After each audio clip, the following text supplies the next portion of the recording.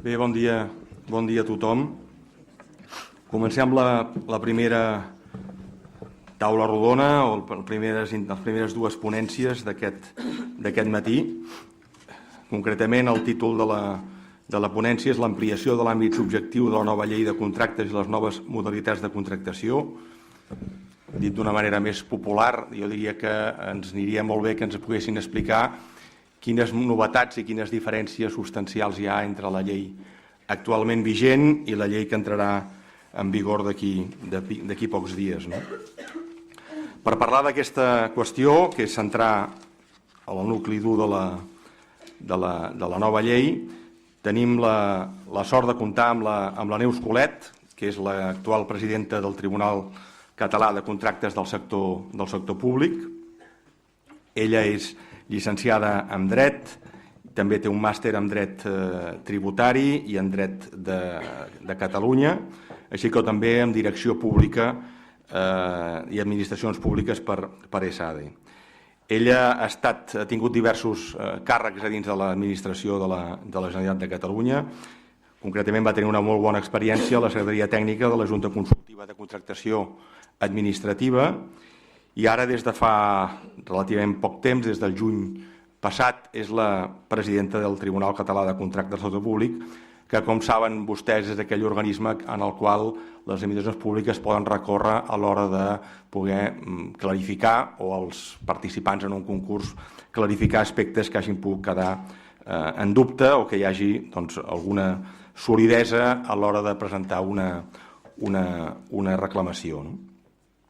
Per l'altre cantó tenim la Gemma Rodríguez, que és llicenciada en Dret per la Universitat de Barcelona, també té un màster en Hisenda Autonòmica i Local i actualment és la coordinadora de contractació de l'Agència Metropolitana de l'Autoritat Metropolitana de Barcelona.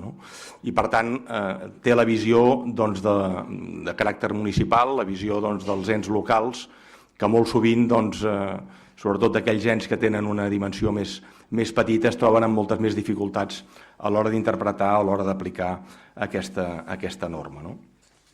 El més important de la llei, ho ha explicat molt bé la Gemma Calvet, és que intenta introduir aspectes que fa 7 o 8 o 10 anys haguessin sigut bastant impensables, com és tot el tema de transparència i intentar, en el màxim possible, avançar en la igualtat d'oportunitats entre les grans empreses i les empreses petites i mitjanes. El tema de transparència, que és el que a nosaltres ens ocupa en el Consell Assessor que tenim de l'Agència de Transparència de l'àrea metropolitana, és un dels aspectes que hem mirat amb més detall. Es tractarà amb la reunió posterior i, en tot cas, es pot fer d'entrada, després veurem la seva aplicació, una valoració positiva en aquest aspecte, de voler regular més a fons l'aspecte de tenir a tothom en igualtat de condicions i que els ciutadans i les administracions estiguin en igualtat de condicions també a l'hora de conèixer els procediments i el per què es pren una decisió o una altra. Més difícil és, i ho sabem tots, el tema d'evitar o deixar d'evitar la corrupció. La corrupció és un element que està en la manera de fer de les societats i, per tant, les lleis ho poden intentar impedir, però el que és important és l'actitud de la gent. I, per tant, tots aquells directius públics o directius privats han de mantenir una voluntat ètica i una voluntat de servei a les persones. Sense més preàmbuls, començaríem donant la paraula, em sembla que tinc apuntat a la Neus i, per tant, quan vulguis tens la paraula. Gràcies. Sí, bon dia a tothom. Moltes gràcies, Joaquim, per la presentació. Agrair una vegada més la invitació a l'Agència de Transparència de l'AMB. És sempre un plaer estar aquí. I, com s'ha dit abans, amb persones del nivell dels assistents que hi ha en aquesta jornada.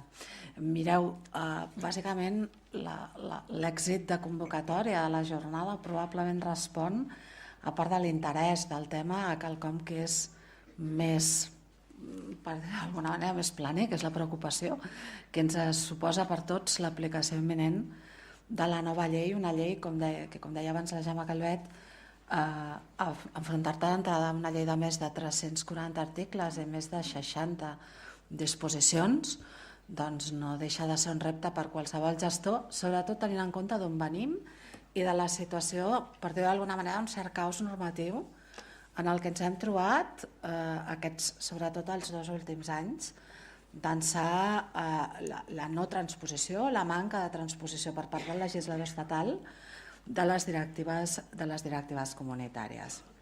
Per fer una mica de contextualització del tema, i això segurament ja n'hem parlat tots plegats moltes vegades, per què tanta importància a la contractació pública, més enllà dels titulars de premsa, que òbviament els coneixem tots, és evident que la contractació pública té un pes econòmic importantíssim en termes de PIB, tant a nivell de la Unió Europea com dels estats membres. Addicionalment, i amb uns paràmetres més prosaics encara, net, el percentatge que suposa la contractació pública sobre el pressupost de despesa de les organitzacions públiques se situa a nivell europeu a l'entorn del 40 cap amunt, tot el 45% del pressupost de despesa. Per tant, el pes econòmic, la importància econòmica del tema és importantíssima i, a més, les pròpies lleis de transparència van posar sobre la taula la preocupació creixent que han generat determinades actuacions no desitjables, digui'ls actuacions irregulars, corrupció, al cap i a la fi, en aquesta matèria han contribuït encara més a això. Tot això afegit a l'entorn de crisi econòmica del que venim, en el qual es van posar en evidència actuacions que ja no es podrien dir ni regulars o sí, o altres coses addicionals,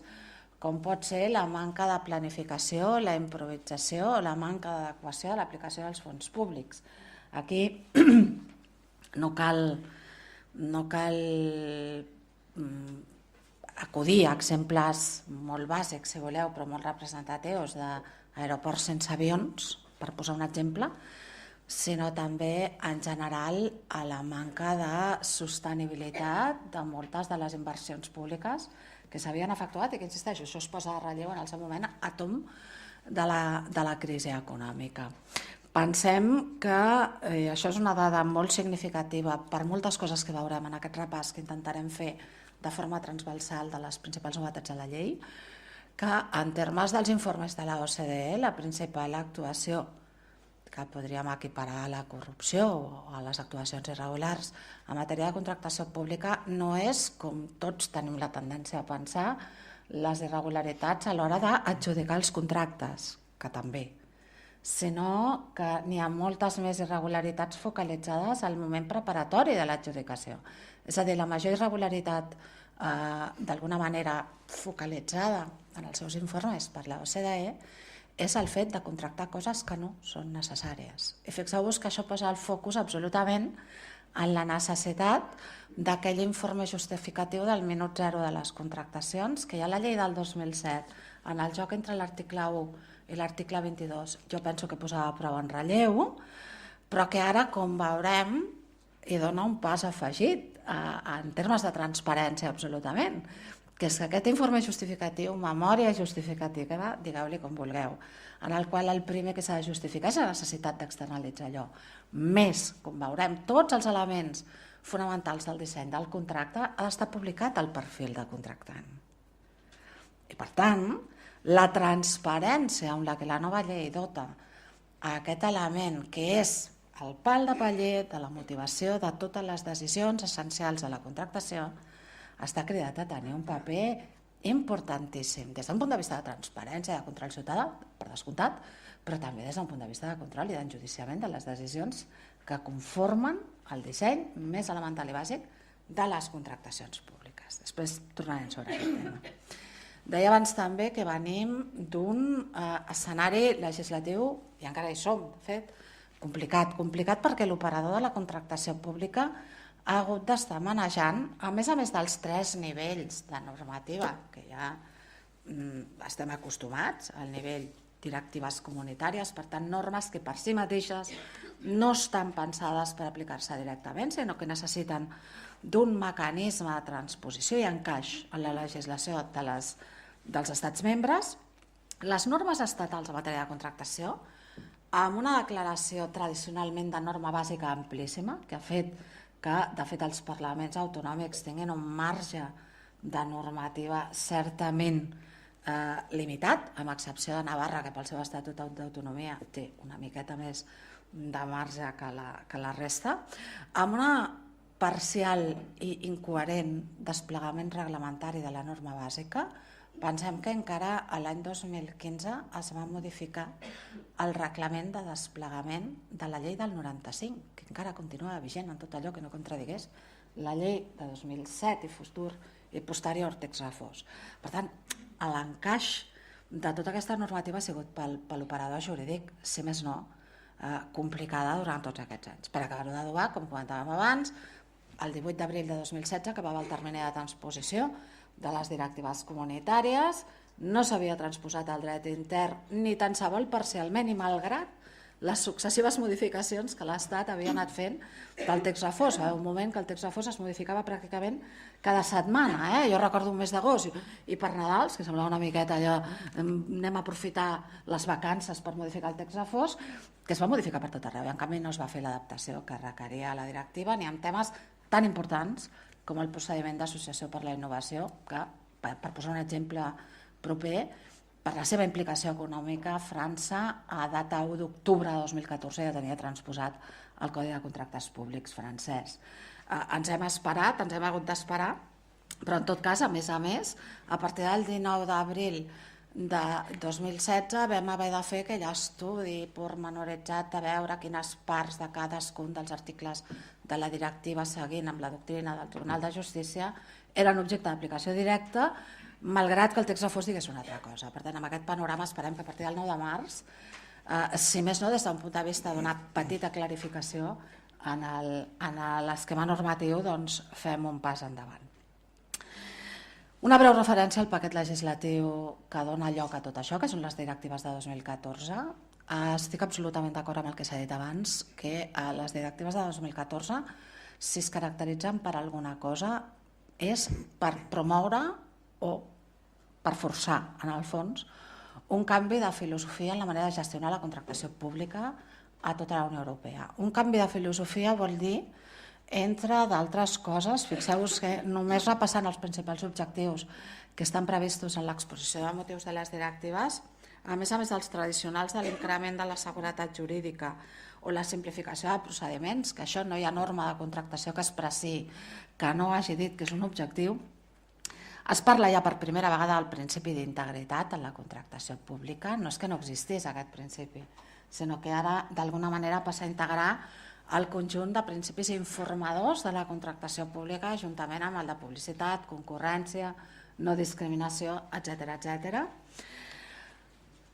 La gran novetat, d'altra banda, és que per primera vegada una norma en matèria de contractació parlava expressament de l'ús estratègic de la contractació pública, és a dir, de la possibilitat d'utilitzar la contractació pública com una eina d'assoliment de polítiques públiques en paral·lel al que seria l'objectiu principal de la compra pública, que és la provisió eficient de béns i serveis per proveir de béns i serveis a la ciutadania, d'acord amb la missió que té cadascuna de les nostres organitzacions. Importantíssim també, i veurem l'impacte que això té després en temes tan importants com el dels nous paràmetres que guien l'establiment dels criteris d'adjudicació, l'increment de l'eficiència de la despesa pública, l'intentar aconseguir el major valor, la major eficiència possible pels fons públics aplicats a la contractació de béns i serveis, i aquí és importantíssim la introducció, també com a novetat de la directiva, de tota la perspectiva d'innovació. La vinculació innovació pimes major eficiència és un principi que d'alguna manera impregna tot el nou plantejament de les directives de 2014 i, com es deia abans, també el foment de la participació de les PIME. És cert que aquí la Unió Europea tenia novament dues alternatives, el model americà, que seria el model de fem una reserva d'una part de la contractació a favor de les PIME, o continuar amb el model continental, per dir-ho d'alguna manera, el model europeu, que és no reservem una part de la contractació a les pimes, sinó que fem una aposta per remoure els obstacles que tenim detectats en l'accés de les pimes a la contractació pública. Ens quedem amb aquest segon model, que era el que venien utilitzant també les directives de 2004, però aprofundint en aquest àmbit, bàsicament amb dues coses, que és la norma general de l'utilització dels contractes, que ja era d'aplicació directa per la directiva, havia estat recollit, a més, en el decret llei 3/2016, mesures urgents en matèria de contractació de Catalunya, i també en la possibilitat, ara ja prevista explícitament en les disposicions addicionals de la nova llei, que els plecs estableixin el pagament directe als subcontractistes en determinades licitacions. Per primera vegada també l'any 2014 s'introdueix una directiva en matèria de concessions, que essencialment el que fa és articular un concepte de concessió coherent o derivat dels pronunciaments del Tribunal de Justícia en aquesta matèria. Al final, això ha suposat un canvi importantíssim en la tipificació dels contractes a l'àmbit del dret intern espanyol, perquè d'alguna manera la modalitat concessional del contracte de gestió de serveis públics quedava ja abans de la nova llei desplaçat per la necessitat que per parlar de concessió ha d'haver, en tot cas, una transferència del risc operacional a favor del concessionari o cap al concessionari. Això, en paraules planeres, vol dir que qualsevol contractació en la que el concessionari, l'adjudicatari, tingui garantit per qualsevol dels mecanismes previstos en el plec la recuperació de les inversions dutes a terme per poder fer aquella obra o per poder prestar aquell servei, no és una concessió. Serà una altra cosa. Veurem ara després quina és l'opció que ha adoptat el legislador espanyol en quant a la configuració dels objectes contractuals, però no serà una concessió. Per tant, els que fa temps que ens dediquem a això, ràpidament veiem l'impacte que té aquest nou concepte de concessió i tot el que deixa fora. És a dir, una autopista en el qual, amb independència del nombre de cotxes que passin, hi hagi un sistema de responsabilitat patrimonial de l'administració que compensi en tot cas la inversió que ha fet el concessionari per posar en funcionament aquella autopista, no serà una concessió, serà una altra cosa, serà un contracte d'obra en aquest cas, però no un contracte de concessió d'obra pública. Un contracte en el qual de serveis, en el qual sí o sí el prestador d'aquell servei tingui garantida l'amortització de la inversió que ha de fer per prestar el servei, tampoc serà una concessió. Insisteixo amb el corriment de tipologies contractuals que això ha implicat i que n'hi havia diferents opcions. Veurem després que potser el titular de premsa és la llei 9/2017 fa desaparèixer els contractes de gestió de serveis públics en totes les seves modalitats de les previstes a l'article 277 de l'encara vigent text refós de la llei de contractes. Per tant, l'impacte de la incorporació al dret espanyol de la directiva de concessions és important. I deia que aquest canvi de filosofia ens ha de portar necessàriament a un canvi dels paràmetres de gestió i sobretot de disseny de les contractacions públiques. De fet, molt resumidament ens porta a fer un canvi des d'una perspectiva dels objectius clàssics, és a dir, d'execució pressupostària merament i d'assoliment d'estalvis immediats, cap a objectius estratègics vinculats absolutament amb el plantejament del programa Horizon 2020 de la Comissió Europea i que ens porta a haver de tenir en compte la sostenibilitat, no només la mediambiental, que també, però sobretot la sostenibilitat econòmico-financera. No hem de tenir en compte només que puguem pagar la inversió, sinó que l'haurem de mantenir. I com veurem en els criteris d'adjudicació, tenir en compte, a més, tot el cost del cicle de vida d'allò que adquirim.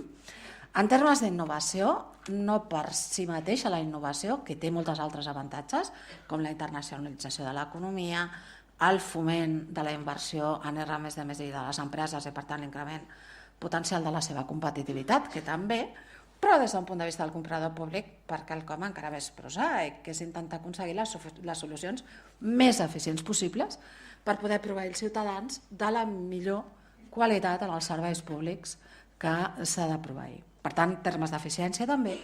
I, com no, la possibilitat d'aquest ús estratègic de la contractació d'associar determinades polítiques públiques a la contractació, que, com veurem, en la llei 9/2017 s'han focalitzat bàsicament en un reforçament important del paper dels treballadors de les empreses licitadores en l'execució dels contractes públics.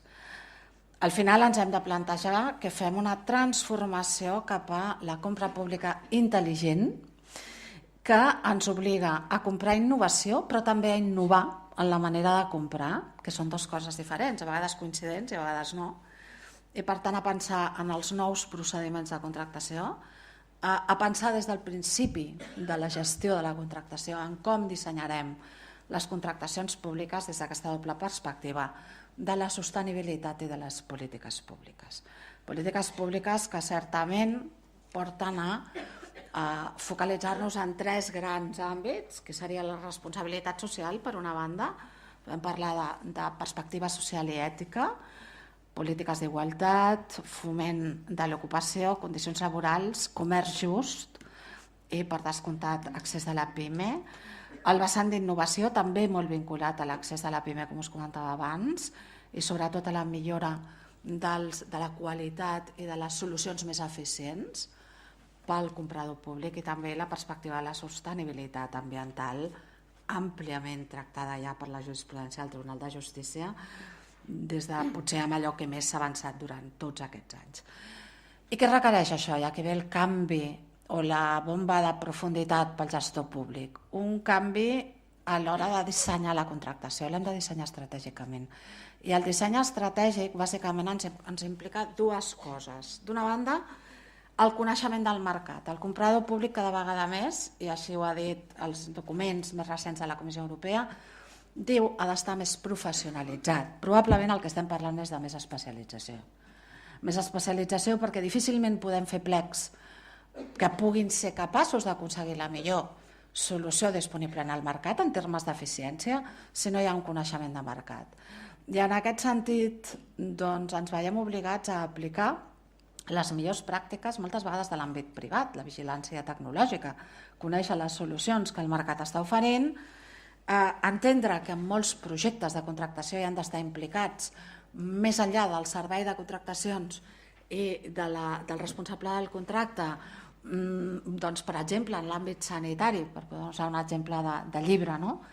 Al final, a part de les bates blanques, fins i tot les associacions de pacients, per posar un exemple, el concepte de projecte de compra pública en la que realment el responsable del contracte és el que està cridat a tenir la responsabilitat d'aquelcom que històricament ha estat el gran oblidat de la contractació pública, que és el seguiment de l'execució del contracte, però un seguiment que requereix una cosa fonamental en aquell minut zero al que jo feia referència fa un moment, que és que, a més de dir per què compro, per què externalitzo, de dir a quin perfil d'empresa m'estic dirigint, per tant, quins criteris de solvència exigiré, amb quins criteris d'adjudicació, amb quin procediment, perquè entenc que és el més idoni, per posar exemples, amb quines condicions d'execució hauré de ser capaç de dir mínimament quins objectius persegueixo, perquè si no, quan es faci el seguiment d'execució, no tindrem un valor de referència per saber si aquell disseny ha sigut l'adequat o cal replantejar-se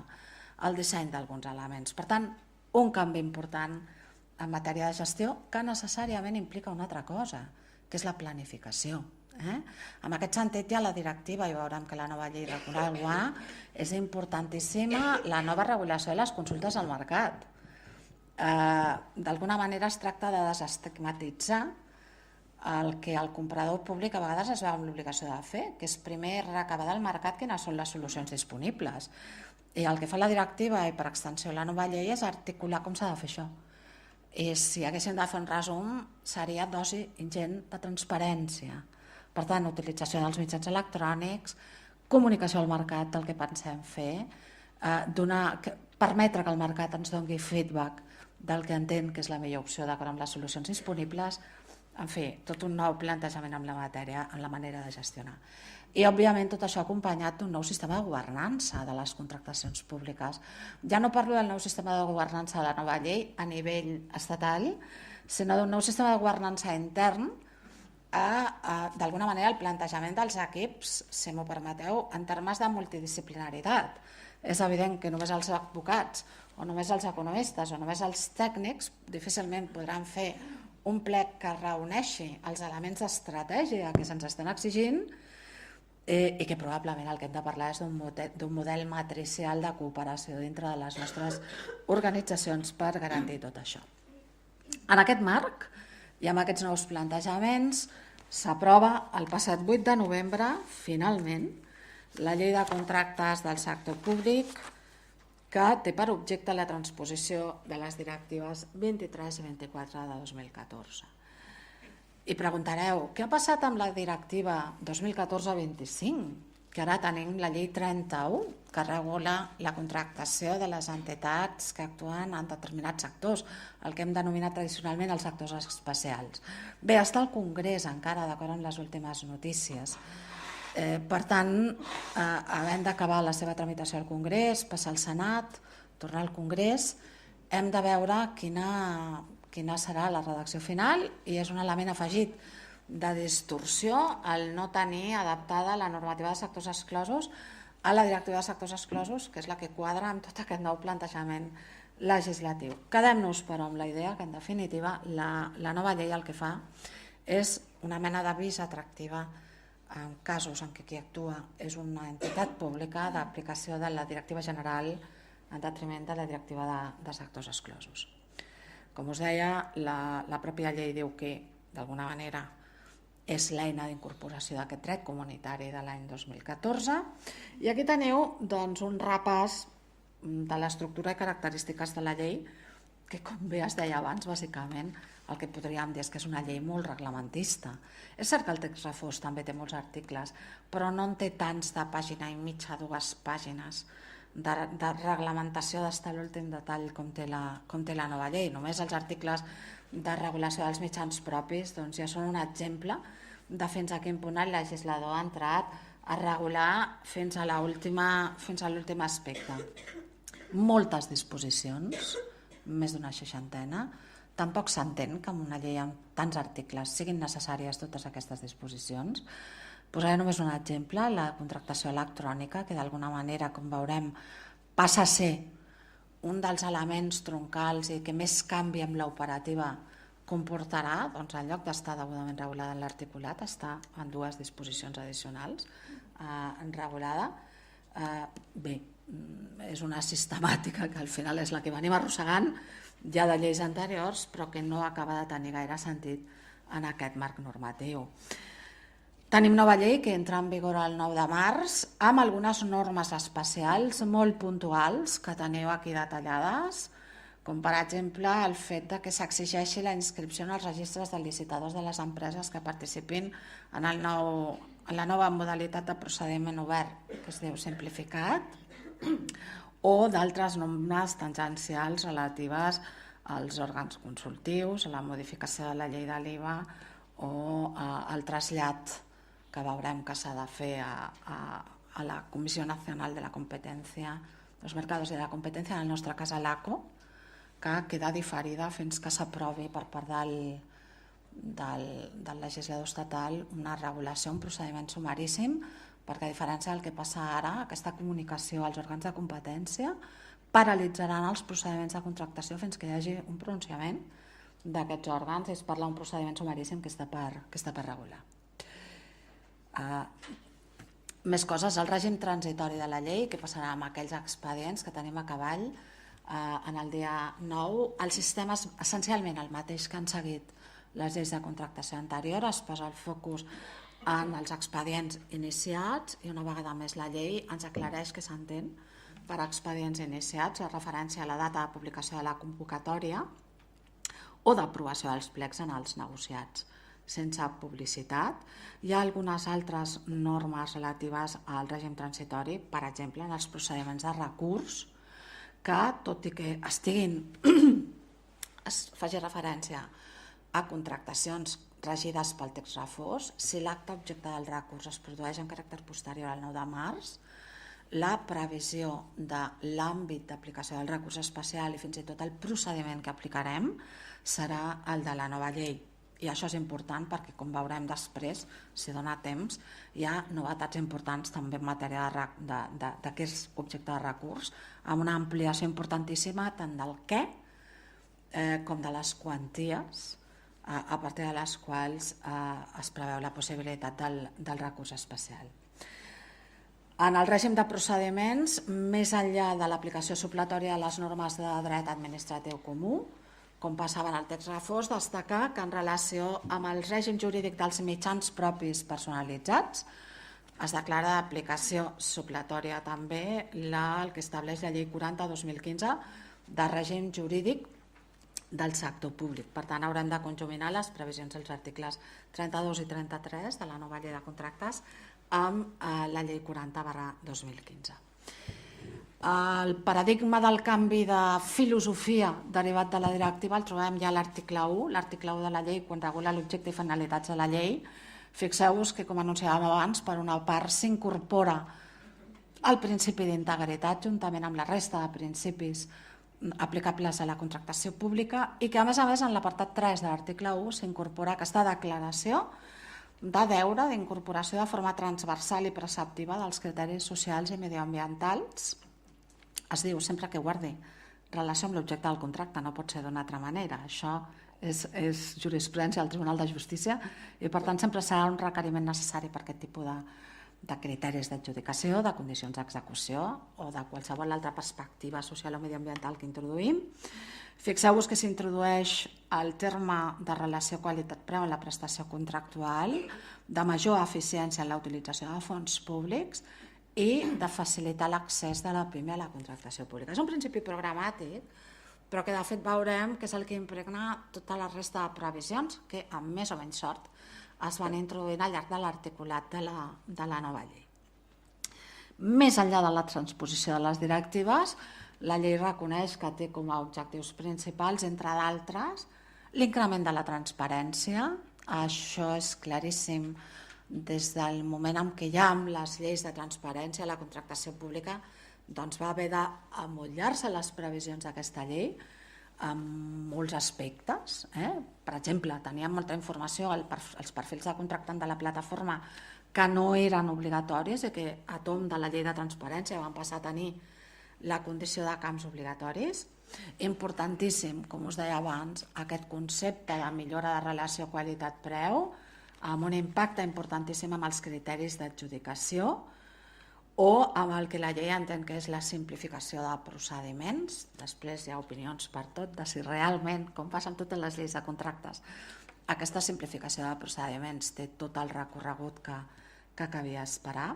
Fixeu-vos en la insistència d'un sistema de contractació pública més eficient, més transparent i més íntegre, que permeti un millor compliment dels objectius públics de les nostres organitzacions.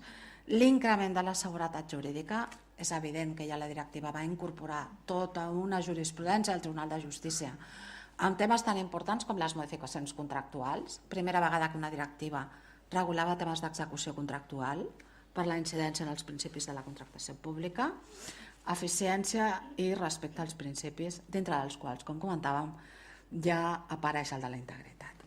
Primera gran pregunta, quin canvi hi ha amb a qui se li aplica la llei de contractes? L'àmbit subjectiu, eix de sistema. Tot segueix pivotant entorn al concepte de poder adjudicador amb els elements que ha construït el Tribunal de Justícia i que ja van ser recollits per la llei de 2007. Per tant, seguirem tenint, avanço ja però amb diferències, els 3 nivells de subjecció a la normativa de contractació, la figura central del contracte de les administracions públiques i, una vegada més, la llei el que fa és partir de la base de les categories d'entitats públiques establertes a nivell estatal. I, per tant, el que fa és adequar aquelles categories que estaven previstes a l'article 3 del text refós a les categories d'entitats regulades ara a la llei 40/2015. Això sí, la gran novetat, o per dir-ho d'alguna manera, el titular en aquesta part de la llei és que, fruit de la directiva també, per primera vegada s'aplica però alerta, en l'última versió només principis. Aquí el projecte va patir diferents redaccions respecte de quin nivell de subjecció tindrien els partits polítics, les organitzacions sindicals, les organitzacions empresarials, les associacions professionals i també les corporacions de dret públic amb la nova llei. El règim jurídic que finalment adopta la llei 9/2017 és que tenen que subjectar la seva activitat contractual als principis de la contractació pública.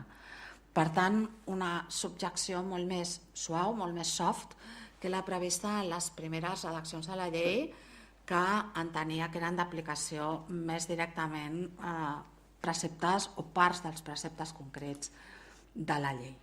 Aquestes entitats, com ja va introduir la llei orgànica de finançament, l'última modificació de la llei orgànica de finançament dels partits polítics, hauran d'adoptar unes instruccions internes per garantir aquests principis i seran informades per aquella que correspongui l'assessorament jurídic de l'entitat i hauran d'estar publicades en les seves pàgines web. L'esquema de nivells d'aplicació continua sent, en essència, el que teníem amb el text refós. Les administracions públiques de caràcter territorial, podríem dir, estan subjectes íntegrament a la llei. Els denominats poders adjudicadors no administracions públiques, amb aquest acrònim que jo trobo una mica lleig, els PANAPs, doncs segueixen tenint un nivell de subjecció més suau, però com veurem, amb canvis substancials respecte del text refós. Els poders adjudicadors ja no poden o desapareix les instruccions internes per la regulació dels seus contractes no harmonitzats. El que fa la llei és homogeneïtzar, diu en la seva exposició de motius, el règim jurídic d'aquests contractes, d'aquests poders adjudicadors no administracions públiques i determinar, com veurem tot seguit, quin és el seu règim de contractació. Els PANAPs, com us deia, el nou règim fa que desapareguin les instruccions internes de contractació, que podien utilitzar en contractes no harmonitzats. En harmonitzats segueixen tenint el règim d'aplicació ordinària de la llei. N'hi ha algunes normes específiques en relació a l'exigència de garanties i pel que fa a la delimitació del seu règim de subjecció, el que en definitiva es fa és dir que, com us deia, en contractes harmonitzats apliquen tota la llei, en contractes de valor estimat inferior a 40.000 euros en obres i 15.000 euros en serveis i subministraments, adjudiquen, diu, a qualsevol empresari amb capacitat d'obrar i habilitació. Fixeu-vos que aquests llindars són coincidents amb els nous llindars de la contractació menor, per tant està preveient una mena d'adjudicació directa per aquesta franja de contractació. Contractes que estan per sobre d'aquesta quantia, dels 40.000 i dels 15.000 i fins a la quantia dels harmonitzats, el que es diu és que els poders adjudicadors, no administració pública, tenen llibertat d'opció entre els diferents procediments previstos a la llei, amb excepció del procediment negociat sense publicitat, que només el podran utilitzar per les causes explícitament previstes a la llei i que jo us recordo que ja va desaparèixer la causa de la quantia. Per tant, en això sí que queden absolutament subjectes a les causes d'utilització d'aquest procediment, expressament previst a la llei. Hi ha una previsió addicional d'una certa tutela de les administracions territorials respecte als PANAPs, l'autorització prèvia en la modificació de contractes superiors al 20% del preu inicial quan aquests contractes tinguin un import superior a 6 milions d'euros. En aquests casos, els poders adjudicadors de l'administració pública hauran de requerir l'autorització d'aquella administració territorial a la qual estiguin adscrits. I tot i que el seu règim d'execució segueix dient la llei, que és de dret privat, el que és cert és que la subjecció a les normes d'execució previstes a la llei és tan àmplia que realment és molt residual l'aplicació de normes de dret privat. Penseu que queden subjectes tant a les obligacions de mediambientalització, socials, laborals, a les condicions d'execució, a la modificació contractual, a la cessió i a la subcontractació, a la racionalització tècnica i a les condicions de pagament. Per tant, al final, la subjecció a l'àmbit d'execució és amplíssima també per a aquestes entitats. Insisteixo, l'exposició de motius de la llei deixa molt clar que la finalitat és al final homogeneïtzar el règim de contractació d'aquestes entitats i, per tant, no permetre la diversitat a què donava lloc l'adopció de les instruccions internes. Què passa amb els altres ens del sector públic que no són poders adjudicadors perquè no compleixen els requisits o no reuneixen els requisits per a ser-ho? Bé, aquí sí que no hi ha gaires canvis. La llei el que fa és dir que en aquest cas sí que tenen instruccions internes. També preveu l'adjudicació directa a qualsevol empresari per sota els 40.000 euros en obres i dels 15.000 en la resta de contractes. I pel que seria per sobre d'aquesta contractació, cap amunt, sense límit d'harmonitzats, perquè no són poders adjudicadors, doncs estableixen tot un seguit de requeriments mínims que hauran de complir en la seva contractació. La publicació del perfil, la disponibilitat de documentació per mitjans electrònics, un termini mínim de presentació, és a dir, quatre garanties, amb una important també que en aquest cas sí, els efectes, la modificació i l'extinció es regulen bàsicament per les normes de dret privat que resultin d'aplicació. Un altre eix de sistema, què passa amb les empreses? Quines són les novetats de l'altra part del contracte, dels operadors econòmics? Amb la nova llei, bàsicament, quelcom que a priori hem de valorar positivament, es generalitza el sistema de declaració com a norma general, per tant ja no tenim aquell mal de cap que havia resultat de la modificació del text refós amb la llei d'emprenedors, de que teníem una franja en què havíem de preveure la declaració, amb una altra que podíem preveure la declaració, amb l'aplicació directa a la directiva, llavors a partir dels harmonitzats al 10, per tant anem a un sistema de declaració uniforme, en harmonitzats sempre amb el 10, que jo penso que el sentit comú diu que al final haurem d'utilitzar el 10 per tota la contractació, per no, entre altres coses, intentar no tornar boges a totes les empreses amb la diferència de sistemes. Aniré a partir d'aquí ara ja destacant allò que em sembla més important de cada part. Deixo a la vostra disposició la documentació on està totes les previsions. En l'àmbit objectiu, és a dir, quins contractes tenim ara a la llei, com us deia, incidència important de l'adveniment de la directiva de concessions en aquest sentit. Partim de la base d'un concepte global de contractes del sector públic, i aquí vull fer una alerta, contractes del sector públic amb independència de la finalitat de l'obra. És paradigmàtica la sentència de l'any 2013 al Tribunal de Justícia, que molt resumidament va fer tornar al govern francès tots els fons comunitaris que havien obtingut per fer una obra que estava destinada a promoure el turisme, però que al final era un centre recreatiu privat. El govern francès va dir que en tant que no era una obra pública perquè la seva destinació no era pública, no estava subjecte a llei de contractes. El tribunal diu, m'és igual quina és la finalitat. Vostè ha obtingut fons públics que amb més d'un 50% finançaven l'obra i per tant havia d'aplicar la llei de contractes. Per tant, un concepte global de contracte del sector públic. Seguim distingint entre contractes harmonitzats i no harmonitzats en funció dels llindars que va establint de subjecció a les directives. I com us deia, el més important és que, en conseqüència del nou concepte de concessió, una nova delimitació de les tipologies contractuals.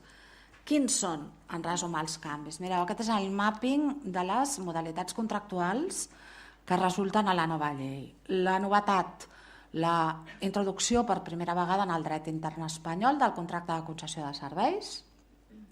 El contracte de concessió d'obra pública sí que ha sigut una tradició que ve del segle XIX en el dret de contractes espanyol, però la concessió de serveis s'incorpora ara, i, importantíssima, la desaparició de la categoria del contracte de gestió de serveis públics. Aquí doctrinalment hi ha moltes posicions al respecte. Hi ha qui defensa que s'hagués hagut de mantenir el contracte de gestió de serveis públics com a tal per preservar les prerrogatives que aquesta modalitat contractual donava a l'administració pública. El cert és que el que fa la nova llei és configurar els contractes de serveis o les concessions de serveis que en ambdós hi caben els contractes de serveis ordinaris o els contractes de serveis públics.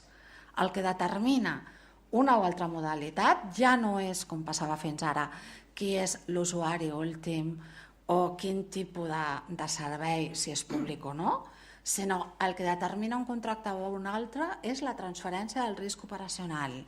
Altra cosa és que la pròpia llei preveu que quan estem gestionant un servei públic haguem d'incorporar en aquella contractació tot el règim del servei públic que la norma sectorial estigui establint i que s'hi roguin o es reservin determinades prerrogatives per a l'administració pública, amb una, a més, regulació específica pel que la llei entén que són contractes que tenen per destinataris la ciutadania, que entén que són els que més protecció han de tenir des del punt de vista de la reserva de prerrogatives públiques.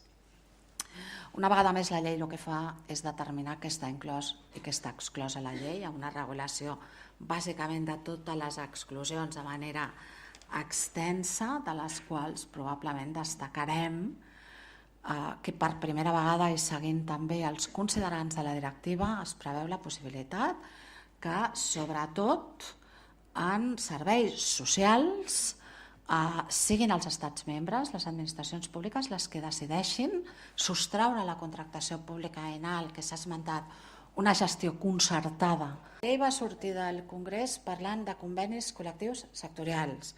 Va anar al Senat i es va canviar per conveni col·lectiu d'aplicació. Va tornar al Congrés i s'ha tornat a imposar el conveni col·lectiu sectorial. Què passa amb això? Hem d'aplicar el conveni col·lectiu sectorial malgrat que l'empresa hagi decidit despenjar-se del conveni. Per tant, tenim la legislació laboral per un cantó i la legislació de contractació pública per un altre. Jo us deia abans, un dels eixos del sistema és l'enfortiment de la posició del treballador que està treballant en l'execució d'un contracte públic.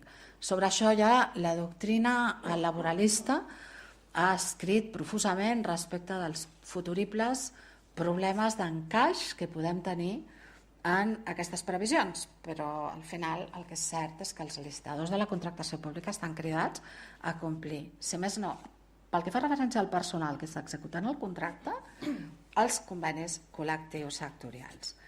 Aquí teniu un repàs de l'àmbit social, és una regulació extensíssima, la lectura transversal de la llei, insisteixo, de tot allò que es preveu en aquesta matèria. Alerta amb la subrogació, què passa quan un CET deixa un contracte i entra una empresa, no CET executar aquest contracte i hi havia subrogació, s'ha de subrogar en tot el personal provinent del CET. Si recuperem les administracions públiques aquell servei, també els hem d'incorporar nosaltres, el personal provinent d'aquell CET, per posar alguns exemples. I com us deia, teniu aquí tota la previsió en temes socials. En compra pública estratègica hi ha l'últim aspecte, que és el d'innovació, i aquí dos grans novetats. La introducció del nou procediment d'associació per la innovació com un procediment essencialment partenarial, que el que possibilita és que l'administració pública col·labori amb el mercat perquè desenvolupin solucions que no estan desenvolupades per donar compliment o satisfacció de determinades necessitats públiques. En aquest cas, el que es fa és un procediment que essencialment té 2 o 3 grans etapes. Una primera, que seleccionem a les empreses, seria equivalent a la primera fase del restringit. Una segona fase en la qual les diferents empreses seleccionades desenvolupen la solució. I una tercera fase que ens permet que, si els prototips resultants d'allò compleixen condicions tècniques, funcionals i econòmiques previstes al plec, podem, prèvia negociació, arribar a la compra, sense haver-ho de tornar a licitar, d'aquells prototips. Aquest és el procediment que ja França va entendre que l'impacte econòmic en els sectors podia ser importantíssim i va posar dintre del seu codi ràpidament, ja com us deia, l'1 d'octubre de 2014, i que ara ja tenim incorporada a la nova llei, juntament, com us deia abans, amb la mesura de les consultes al mercat, que ha de permetre que el comprador públic sigui capaç de redactar el que es coneix com a plecs el més permeables possible de la innovació. Què vol dir això al final? Que el plec no sigui un obstacle perquè una empresa que ha desenvolupat una solució més eficient en termes d'innovació i en termes de major valor no pugui presentar-se a la licitació perquè el plec segueix dient que volem bolis. Probablement el plec hauria de dir que el que necessitem és escriure i que sigui el mercat qui ens doni l'opció més eficient a tot això. I li prometo al moderador que ja vaig acabant. En matèria de pimes he avançat també les dues grans novetats, el nou criteri de solvència en relació al pagament que fan els licitadors i també la possibilitat de pagament directe als subcontractistes prevista a plecs. Sobre el tema de la contractació, a part de la generalització del sistema de contractació electrònica a partir del 9 de març, a part de la generalització, ara ja en sèrio, del bus de les notificacions electròniques com a norma general, voldria destacar particularment, com us deia, les publicacions obligatòries en el perfil de contractant. Una primera novetat és que tota la informació s'ha de mantenir durant 5 anys. Això és el malson dels informàtics, però al final és el que diu la llei. Ha d'estar tot disponible durant 5 anys.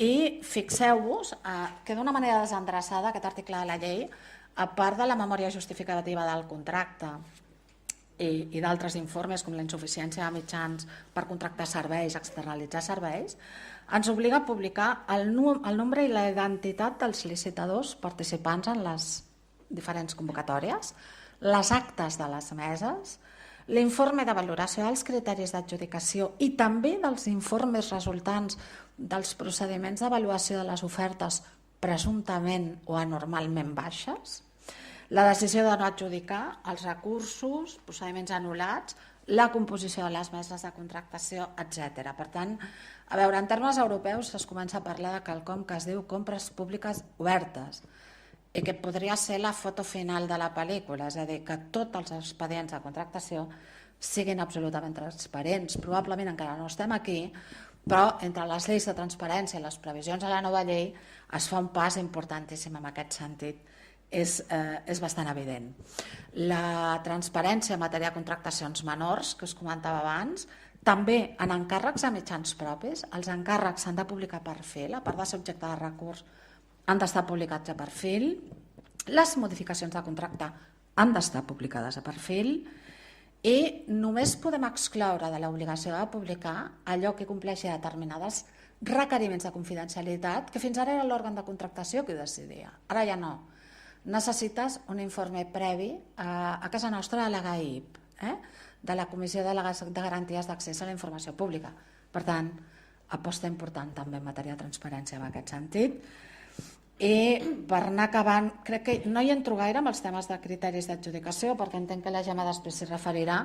Quedem-nos amb la idea de que el perímetre d'outcomes que podem tenir en compte per configurar els nostres criteris d'adjudicació s'amplia substancialment i, per tant, la vinculació a l'objecte molt més àmplia, el tenir en compte el cost del cicle de vida, són tot elements que haurem d'anar a poc, però sense pausa, incorporant en un nou menú clarament de criteris d'adjudicació d'acord amb la nova llei.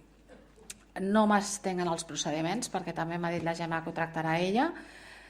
Només recordar-nos que es modifica també el sistema de modificacions contractuals, valgui la redundància, adoptem el sistema de directives amb una excepció de totes les modalitats de modificació contractual de les directives. Hi ha una que no es transposa, que és la que està basada només en la quantia. Aquesta no ha estat objecte de transposició al dret intern. I com que ara ja em sento realment observada pel moderador, ho deixaríem aquí. Moltes gràcies i perdoneu la rapidesa.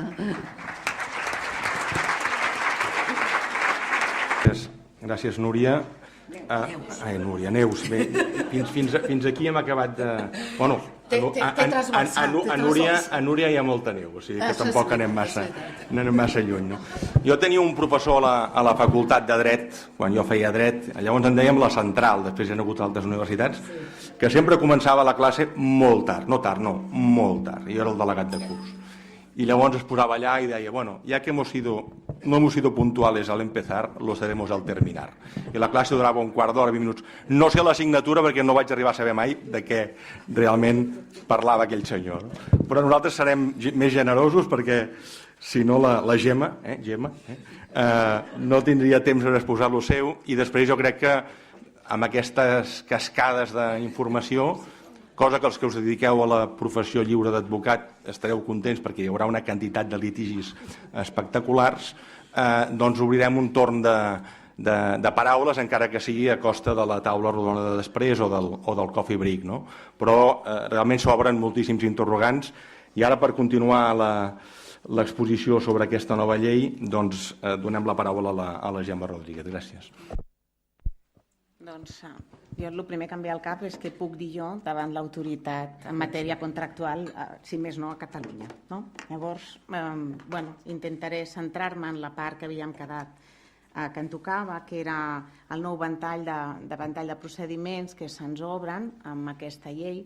Jo realment, i li comentava abans a la Neus, tenia una mica l'esperança de que no s'havia transposat la directiva, de que l'Estat havia anat fent modificacions i que, per tant, amb la directiva estaven les coses més o menys clares. Realment, quan ha sortit tot això i ja s'ha dit, doncs, cada dia que llegeixo un article i després al posterior i a l'anterior, doncs me n'adono que les coses no són tan senzilles i que potser tindrem alguns problemes d'aplicació no menors, perquè suposo que deu ser per lo que diuen, fruit de la quantitat d'esmenes que es van introduir a la llei, doncs ha quedat com ha quedat. I de veritat, vosaltres ho trobareu també, nosaltres a l'àrea metropolitana ens ho hem trobat, llegim un article i quan llegeixes, o dintre del mateix article hi ha fins i tot contradiccions del que s'està dient en el paràgraf anterior o posterior. I això passa també en l'àmbit dels criteris d'adjudicació, sobretot els criteris d'adjudicació i també en els procediments. Llavors, crec que hauríem de començar a fixar-nos un altre cop, i la Neus ho ha dit abans, en l'article 1, objecte i finalitat, i en el punt 3, perquè si bé en el punt 1 s'introdueix el principi d'integritat, per primera vegada clarament escrit, hi ha en el punt 3 alguna cosa important, que és l'enfoc transversal. No té la categoria de principi, el principi de transversalitat, però quasi, no? I aquest enfoc transversal l'hem de tenir també present a l'hora de seleccionar quin procediment triarem. L'objecte de la contractació ha de ser una compra pública estratègica, que sigui social i mediambientalment més eficient i més sostenible, que tingui criteris d'innovació i que s'afavoreixi les pimes. Doncs per complir això, la llei t'obliga d'una forma transversal a introduir criteris mediambientals i socials. Però aquest enfoc transversal va més enllà d'introduir criteris que tinguin aquest caràcter, sinó que, com s'ha dit anteriorment, han d'estar vinculats a l'objecte. Si bé és veritat que ha desaparegut abans la norma anterior o l'aplicable a dia d'avui diu directament vinculats a l'objecte, el que ha desaparegut és la paraula directament, però fins i tot ja hi ha un article que et diu que s'està vinculat a l'objecte. Per tant, els criteris de selecció han d'estar vinculats amb l'objecte. I no és només a l'objecte, sinó hem d'esforçar-nos en escriure què volem aconseguir i com el volem aconseguir, perquè d'aquesta manera aquests criteris socials, aquests criteris mediambientals no només siguin per puntuar, sinó que siguin per fixar quin tipus d'empresa vull que es presentin a les meves licitacions i després poder controlar molt l'execució del contracte. També s'ha d'escriure com s'ha d'executar perquè aquests criteris de valoració relacionats amb la qualitat i que després veurem tinguin alguna de sentit. Per tant, no és només vull comprar això, sinó que ens hem d'esforçar molt en dir com volem que sigui aquest procés de producció, com volem que sigui la seva comercialització, com volem que sigui el resultat.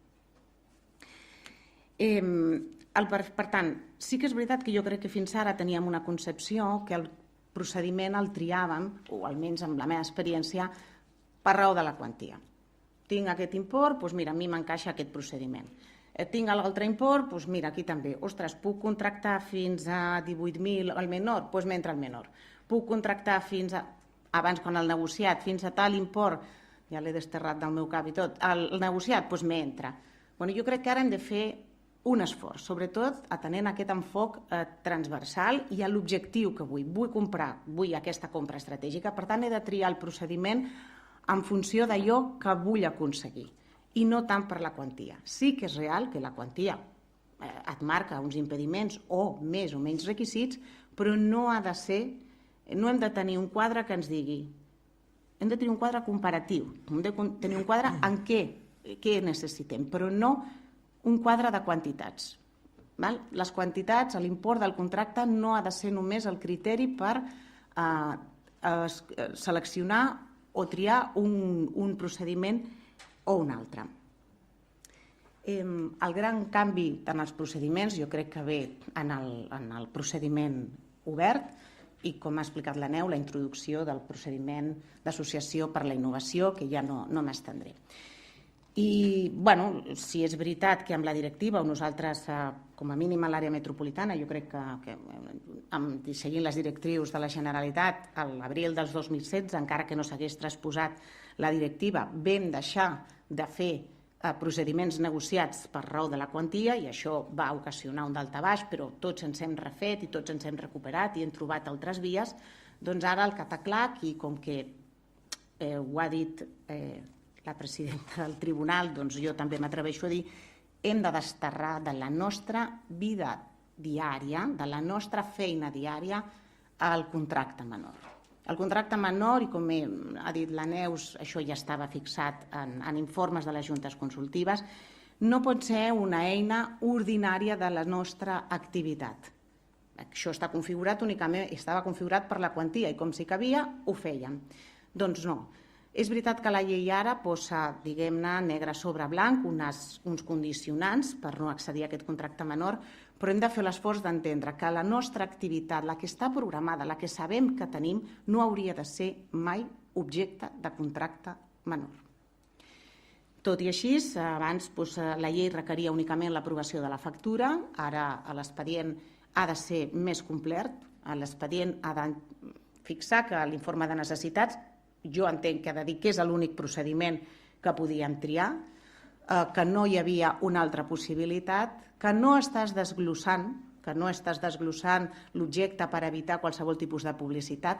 I aquí hem de fer l'esforç que no és només que no l'estiguis desglossant en aquell moment. És veritat que si tu fas una activitat, és que no sé, una poda amb una entitat local, però tu podes un cop a l'any, si més no, o dos. Per tant, l'any que ve també l'hauràs de fer. Tot això ho hem de desterrar del nostre procedir. Tot el que sigui algo que tu està programat no pot ser un contracte de tracte successiu. El contracte menor no pot ser una eina per adjudicar allò que tu ja saps que has de fer amb antelació. És la meva opinió i crec que és el que és més recomanable. Així, a l'expedient s'haurà d'acreditar això, que no s'està desglossant per evitar qualsevol altre tipus de publicitat, i s'haurà d'acreditar que aquest tercer, aquest adjudicatari, no ha obtingut contractes per import superior al que ara marca la llei, que són inferior a 15.000 en subministraments i serveis, inferior a 40.000 en obres, que no ha sigut adjudicatari. Això ha marcat unes polèmiques. Jo he estat a ponències que s'ha dit un per any, un per tipus. És que, clar, si comencem així no hem entès la idea, al meu judici. La idea és que no pot ser una eina de feina diària, tot i que ens era molt còmode. Per tant, l'obligació, sí que és veritat que no està subjecte a recurs especial, seria terrible, però la publicitat s'ha de fer en el perfil. I la forma en la que s'ha de fer la publicitat al perfil, que és per tercer, i mantenir-lo 5 anys. Jo el que us demano és que vosaltres, a les vostres administracions, feu l'esforç d'agafar aquest tercer que vosaltres aneu adjudicant contractes menors, perquè era l'eina que teníem, els poseu per ordre 5 anys i comproveu si realment és una cosa que es repeteix any rere any, si és una cosa que es repeteix cada no sé quants mesos i si la suma dels imports sense cap tipus de licitació supera aquests dos, 15.000 i 40.000. I fent aquest exercici jo crec que trobareu vosaltres mateixos la resposta a si podeu continuar procedint o adjudicant per aquest procediment o no. I penseu que la publicitat, el perfil, ha de tenir un mínim de 5 anys i accessible a tothom. I a partir d'aquí, doncs cadascú que reflexioni. En tot cas, l'expedient ha de contenir això, també es fa una reflexió, es fa un esment a que si això comporta una memòria o és un contracte d'obres o una aprovació d'un projecte, haurà de seguir els tràmits de l'aprovació de la memòria o del projecte, per tant, se li dona una altra envergadura a l'expedient del contracte menor. Llavors, dit això, i pensant que tothom què farem, s'obre un nou ventall que sembla que ve a solucionar-nos una mica la vida per reducció de terminis i per agilitat, i que jo crec que en principi així serà, ajudats de la contractació i la presentació d'ofertes per mitjans electrònics, i els grans canvis venen al procediment obert. Amb un procediment obert que podríem dir que hi ha l'ordinari, en el qual diferenciarem entre contractes subjectes a regulació harmonitzada o no subjectes a regulació harmonitzada. Aquí és on jo crec que ve una mica la diferència. Sí que és veritat que en un primer moment jo crec que d'això es va dubtar, també potser per la redacció de la llei o per qui primer la va interpretar.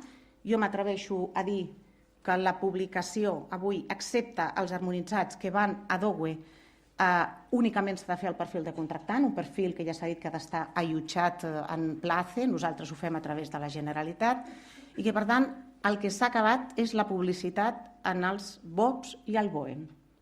Això és el que... Però això en un primer moment no estava clar, sobretot des de Madrid, com que per l'Administració General de l'Estat sí que és obligatori continuar publicant en el BOE, jo no crec que s'hagi de fer aquesta analogia. Després, abans parlaven amb la Neu que aquesta és la interpretació de la Direcció General de Contractació Pública de Catalunya, en principi, i jo crec que de la lectura de la llei es pot mantenir. És possible que algú em pugui corregir i que d'aquí a la setmana que ve això canviï. Jo us dic que crec que de la lectura de la llei, després de llegir-ho molt, la publicació al butlletí oficial de la província desapareix, que per tant únicament la via de comunicació és el perfil, un perfil que ha de ser, i que ja ho és el de la Generalitat, gratuït, que no t'has d'identificar. I per tant això escurça moltíssim els terminis, perquè enviar una publicació al butlletí oficial de la província, eren ben bé 2 setmanes, a no ser que ho fessis d'urgència o exprés amb la quantitat dinerària que això suposava. Per tant, es redueixen els terminis també en els harmonitzats quan enviem el DOE, vull dir, passem dels 52 dies a un termini general de 35 dies, que pot baixar fins a 15 quan hem fet anuncis previs. Alerta al tema dels anuncis previs. Jo crec que ens hauríem d'acostumar a planificar, com s'ha dit, i que l'anunci previ hauria de ser molt quotidià. La llei ens dona un ventall, pot ser com un màxim de 12 mesos i després hi ha un mínim, ara no el tinc al cap, uns 2 mesos abans, o no, 12 és el màxim i el mínim? Bueno, hi ha un mínim, a l'anunci previ, després crec que hi ha uns mínims, però que aquest anunci previ podríem fer, hauríem de fer un ús més intensiu, sobretot en ares a la transparència.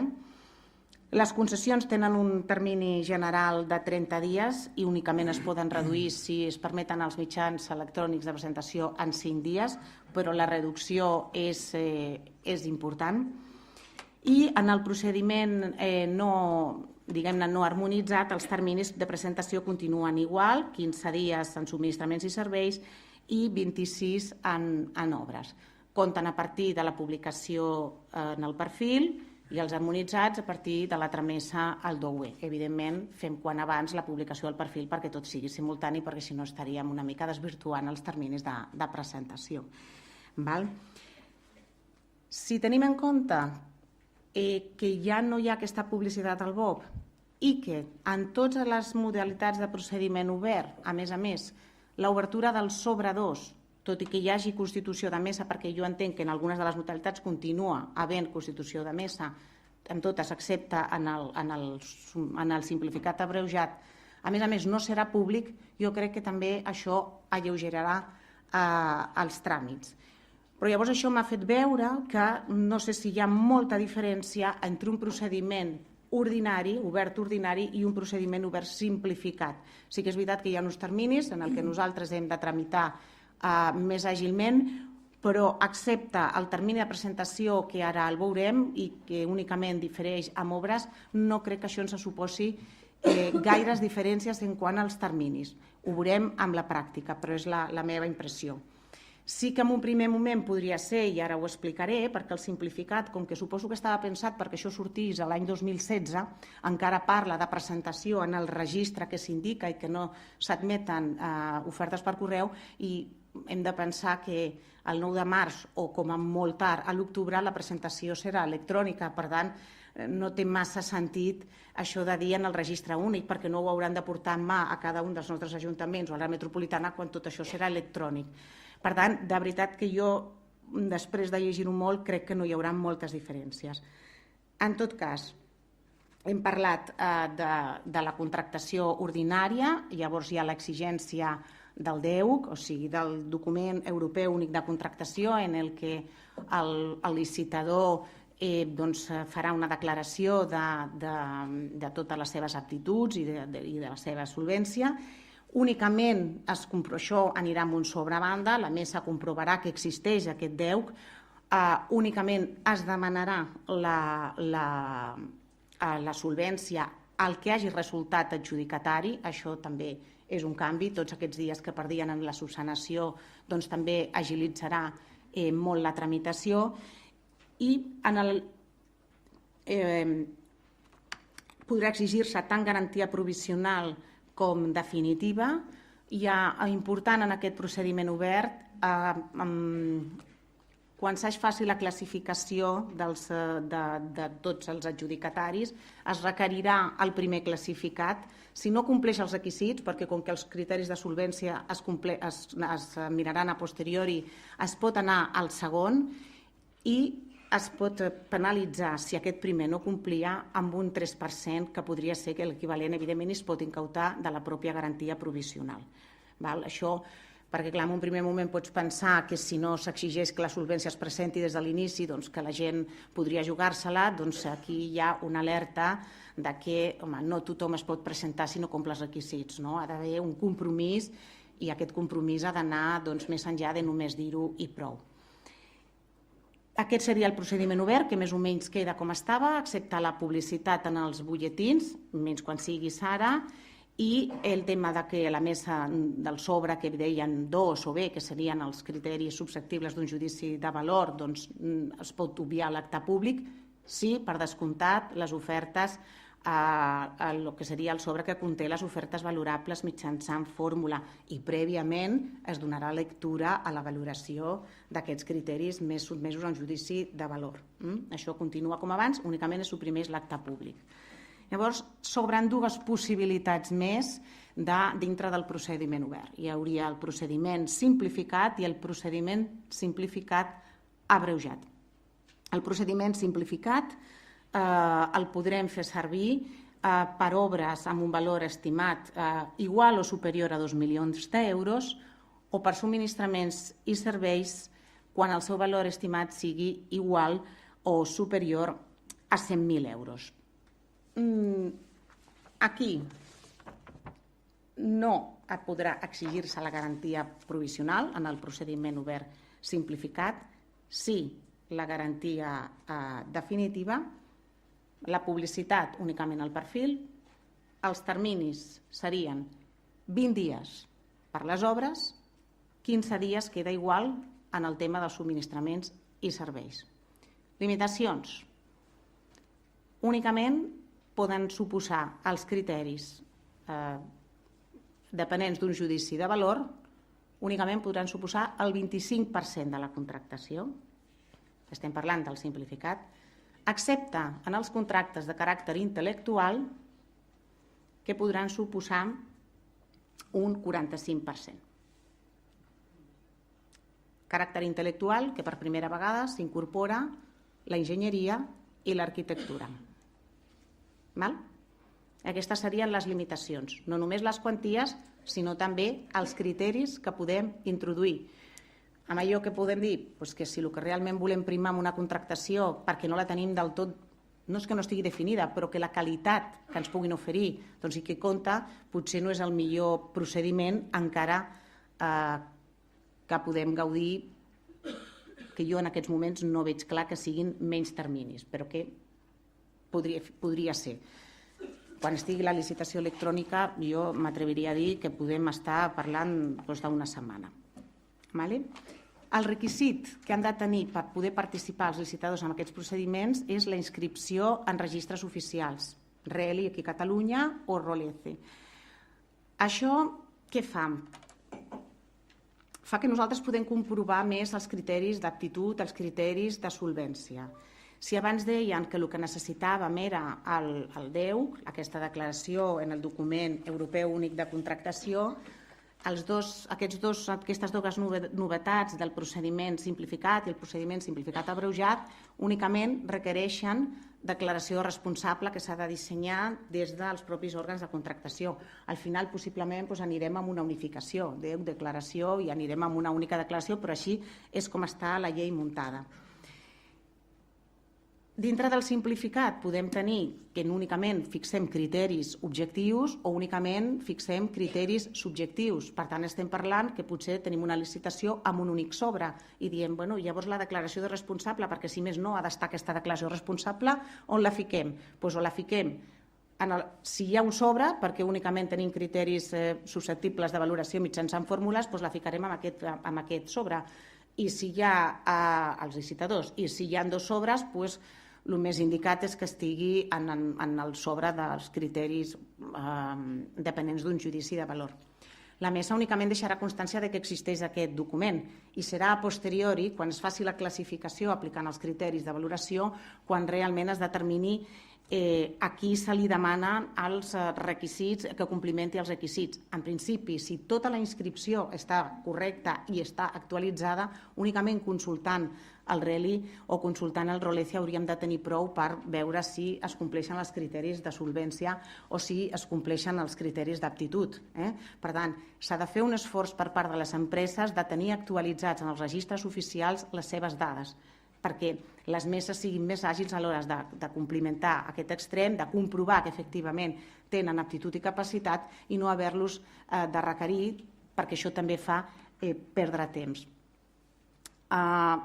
En aquest termini, la mesa els exigirà també el que seria el dipòsit de la garantia definitiva, igual, si la garantia definitiva no es diposita o no acrediten la resta de mitjans que s'havien compromès amb la seva oferta a destinar i no ho veiem clar en l'acreditació que ens plantegen, es pot anar al segon. Aquí alerta perquè si no hem constituït garantia provisional, doncs evidentment serà més difícil poder penalitzar-los. D'acord? S'exigeix també firma de contracte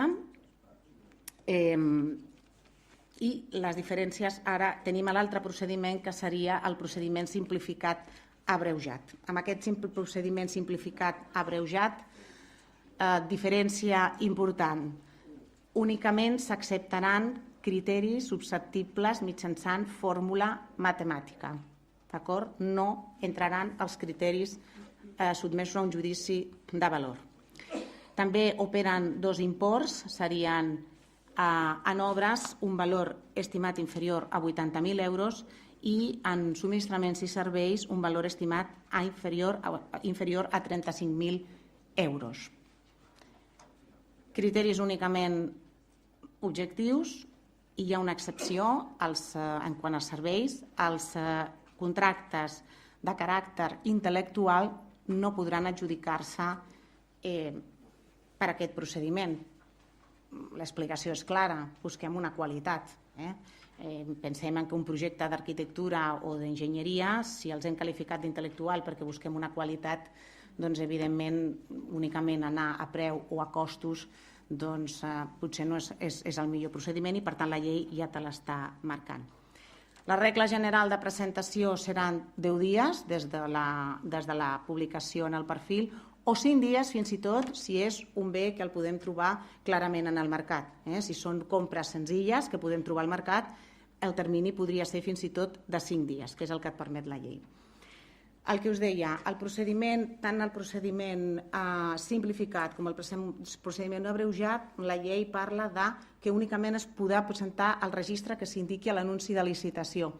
Això, quan la licitació electrònica estigui vigent i estigui a les nostres vides, doncs això deixarà de tenir sentit, tot i que no ho diu, hem d'interpretar que això serà així i que les ofertes es podran presentar via electrònica. En aquests casos, igual, no cal ni acreditar solvència. Clar, jo em plantejava, però qualsevol es pot presentar a fer una obra si tan sols és contractista, algú haurà de comprovar. Hi ha un residual, al final de l'article el que et diu és que tot el que no estigui contemplat en aquesta modalitat s'aplicarà a el que s'estableix per al procediment simplificat i, per tant, com que el procediment simplificat et permet exigir declaració responsable, doncs jo entenc que en aquests casos el simplificat abreujat també estarem facultats per, si més no, exigir una declaració de responsable que després podem comprovar en el REL si efectivament té condicions com per executar aquella contractació. Novetat en aquest procediment abreujat, doncs que no caldrà formalitzar contracte, per tant no es podrà exigir ni garantia provisional ni garantia definitiva i únicament l'adjudicació serà l'acceptació de l'adjudicació fora de contracte. En aquests casos s'entén que són per coses o perquè és una entrega de béns immediata o perquè en obres ho veig més difícil perquè fins a 80.000 euros, si hi ha 80.000 euros, si hi ha una implantació a la via pública, doncs home, jo crec que s'han de tenir unes certes cauteles. D'acord? I aquest seria el panorama que ens queda amb el procediment obert. Ja ho veieu, reducció de terminis, no només pels terminis de presentació, sinó que també per als mitjans de publicitat i la supressió d'aquesta obertura pública de la mesa que li dèiem 2 o que li dèiem D, d'aquests criteris subjectius, que també farà que tot sigui més àgil. La possibilitat d'anar a un segon de forma automàtica sense haver de passar molts més tràmits o com a mínim que la llei t'ho faculta i et possibilita, doncs crec que és una bona notícia. Després tenim el procediment en restringit, que seria l'altre tipus de procediment que haurien d'entendre com a habituals. Jo crec que la llei continua configurant que el procediment obert i el procediment restringit haurien de ser els procediments habituals a utilitzar. Crec que la resta s'han de justificar o s'han d'incardinar en els supòsits que la pròpia llei diu. El procediment restringit, que com sabeu no ha canviat gaire, hi ha primer un procediment de selecció, sí que s'escurcen els terminis, tant per a la fase en la que se selecciona la presentació de candidatures com després en les invitacions. Hi ha un procés de selecció i quan l'òrgan de contractació ha seleccionat amb els criteris fixats als plecs de condicions, doncs posteriorment hi ha les invitacions per presentar oferta únicament a aquells candidats que s'han seleccionat per l'òrgan de contractació. Sí que és interessant que la llei diu que són uns serveis, que és un procediment, molt indicat per serveis de caràcter intel·lectual com ara l'arquitectura i l'enginyeria. És algo que a l'àrea metropolitana i als seus ens dependents sempre hem fet. Jo crec que únicament hem utilitzat el procediment restringit precisament pels concursos d'arquitectura, de projectes, i per tant, que ho digui per escrit està bé perquè ens dona suport al que havíem vingut mantenint i fent fins ara. El procediment negociat diríem que té dues vessants. Tindríem, per una banda, el procediment amb negociació i el procediment negociat sense publicitat. A mi personalment m'ha costat molt, jo m'he llegit molt aquests dos articles, el 167, el 168 següents, el per què els barrejava. Si llegiu tota aquesta part, doncs comença parlant del procediment en negociació, a l'altre article és procediment negociat sense publicitat. És una forma en la que s'ha redactat. Al final, quan acabes llegint, ho pots fins i tot arribar a entendre perquè hi ha supòsits que són barrejats. En definitiva, tenim un procediment amb negociació que els supòsits estan taxats a l'article 167. Són els casos en els que es pot fer servir. Aquest procediment amb negociació es pot fer servir en casos en els que tu necessites que la prestació que et donguin necessiti una negociació perquè ha de tenir una adaptació clara a les teves necessitats. Quan realment l'òrgan de contractació entengui que sense negociacions prèvies per l'objecte del contracte no es podria assolir l'objectiu que nosaltres considerem. I realment quan sigui que l'òrgan de contractació no pot establir clarament en els plecs i amb precisió tota la prestació a desenvolupar. I aquests serien, a grans trets, els supòsits. Com es procedirà en aquests casos? Es pot convidar llavors a qui vulguis? No. Procediment amb negociació està subjecte a publicitat. On? Al perfil. El procediment que es seguirà serà, la llei et remet al restringit. Per tant, una fase de selecció i quan tingui, per actitud o pels criteris que jo hagi fixat, seleccionats les persones que vull, les empreses, licitadors que vull convidar, convidaré i negociaré amb igualtat amb aquells que he convidat. Però ha de passar una fase prèvia de selecció i amb publicitat. No puc convidar a qui vulgui sense haver passat aquest procés de selecció. Un canvi radical al que teníem fins ara. El mínim d'empreses a convidar ha de ser 3, a diferència, amb el restringit, que el mínim et parla de 5. També hi ha excepcions i si no realment es verifica que no hi ha cap més candidat, encara que no siguin 3, o en el restringit, encara que no siguin 5, es pot continuar amb la negociació perquè s'acreditarà que després d'un procés de publicitat no tenim cap més candidat que pugui ser idoni per poder fer aquella prestació. I després regula la llei el supòsit de procediment negociat sense publicitat. Per primera vegada, la norma espanyola suprimeix el negociat sense publicitat per raó de la quantia. Això nosaltres ja ho veníem fent, per tant, no hi ha gran problema.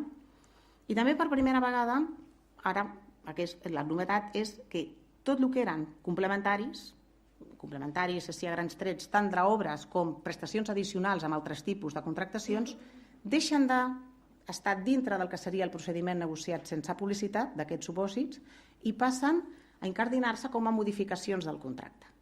Fins ara, els projectes complementaris d'obres els tramitàvem com a complementaris mitjançant un procediment negociat sense publicitat o prestacions addicionals que no podien separar-se del contracte principal. Tot això deixa de ser objecte del procediment negociat sense publicitat i passa a incardinar-se com a modificació del contracte, amb les limitacions que la llei marca per a aquestes modificacions, que són el 50% exactament el que venia sent fins ara. D'acord? Els supòsits del negociat sense publicitat estan al 168. Fonamentalment, causes artístiques, causes d'exclusivitat, el que més o menys ja el venien fent servir fins ara. El gran canvi, i que a l'àrea metropolitana ja ho hem hagut durant els últims mesos, ja ho hem fet, és encabir els possibles complementaris com a modificació i no com a procediments negociats sense publicitat. Dit això, per tant, la negociació únicament serà amb el candidat que et queda. Si hi ha una exclusiva, hi ha una exclusiva. Però jo volia fer una mica de peron en 2 articles i que serien, dintre dels supòsits d'aplicació del procediment de licitació amb negociació, tenim el supòsit de l'article 167E, que no precisarien anunci de licitació ni el que és explicat de seguir el procediment restringit amb una fase de selecció i després de convidats per portar-lo a terme. I és en els casos en què quan s'hagi seguit un procediment obert o restringit, només s'haguessin presentat ofertes irregulars o inacceptables. Clar, jo no m'imagino molts casos d'aquests, però podria ser, com perquè tingui la regulació en un supòsit. En aquests casos, l'únic que et marca la llei és que puguis negociar únicament amb els presentats, sense un anunci previ, sempre i quan convidis a tots aquells que han presentat ofertes irregulars. Jo he fet molts esforços, no ho acabo de veure, però aquí està. Dintre dels supòsits amb negociació, si et trobes aquest supòsit, doncs únicament negociaràs amb aquells que han presentat les ofertes irregulars. S'ha de llegir bé perquè t'explica clarament què és una oferta irregular i què s'ha d'entendre per irregular. Si anem a l'article següent, que és el 168, supuestos de aplicación del procedimiento negociado sin publicidad, bueno, hi ha un dels supòsits que diu que no se haya presentado ninguna oferta adecuada, i aquí n'hi ha matisos entre el que és una oferta irregular i una oferta inadequada. En fi, haurem d'anar veient exactament de què estem parlant, perquè a mi no m'acaba de quedar clar. En qualsevol cas, aquí ha quedat com a residual. I després hi ha una cosa que per mi m'alerta una mica, i és el supòsit regulat al 168b.1, que és quan una imperiosa urgència no ens permeti, a través de la reducció de terminis del procediment d'urgència, poder contractar a temps i així s'acrediti en l'expedient. Home, m'agradaria fer l'advertiment que això no pot ser una via d'escape de tinc tanta pressa que jo convido uns quants i ja.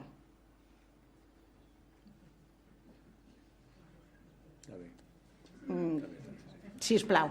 Som llatins. Perquè, de veritat, que jo... No, en sèrio, que val la pena llegir 168B1 complicat, perquè ja no sé si es refereix a que hi ha una adjudicació directa o que pots convidar tu els que vulguis, perquè, clar, com que el negociat sense publicitat, l'òrgan de contractació tria amb qui vol negociar, si és només amb un, perquè és una exclusivitat, evidentment serà un, però després tens aquests dos supòsits, jo sincerament m'alerta una mica, i el que sí que entenc és que això, doncs home, ja anirem veient, però que això no pot ser en cap cas una via d'escape per fer negociats que ja han desaparegut. També fer notar que ja us he dit que les prestacions addicionals passen a formar part de la modificació. Us trobareu que en l'article 168C.2 parla de prestacions addicionals, que no es puguin separar i que això no causés un daltabaix en el cas que comprant ara amb un nou licitador desbaturotés tot el que tenim. Me puc imaginar un tema de llicències, un tema tal... I dius, i no m'has dit que llavors estaven en el modificat? Bueno, entenc que la diferència està en que si el contracte ja està acabat no el puc modificar i per tant aquesta prestació addicional l'hauré de fer mitjançant el negociat sense publicitat, i si tinc el contracte vigent i he d'afegir prestacions addicionals, doncs ho faré com una modificació perquè puc modificar el contracte. És a la conclusió que jo he arribat, perquè si no no li acabo de trobar massa el sentit. Aquest seria el panorama del negociat, per tant, pocs casos, amb negociació sí, també taxats a la llei, sisplau, únicament podem estar als casos que taxa la llei, i aquest negociat sense publicitat que queda com residual per les exclusivitats o per qüestions artístiques. Important, la figura de l'acord marc. Nosaltres a l'àrea metropolitana l'hem treballat i el continuarem treballant. És simplement fer un apunt que jo crec que és una figura de la qual podrem treure suc. L'acord marc és útil i funciona. I per evitar o per pensar que pot pal·liar els efectes de la no utilització del menor i tenir un proveïdor que amb efecte ràpid et pugui fer la prestació, jo crec que és una eina útil. El diàleg competitiu, que continua, jo crec que no té gaires canvis, jo no l'he fet servir mai, però aquí està. I alerta, jo volia fer una alerta també al que suposaria la disposició addicional segona i tercera. Com sabeu, sempre ja fa temps que la llei de contractes ens dediquen a les entitats locals sempre un regalito.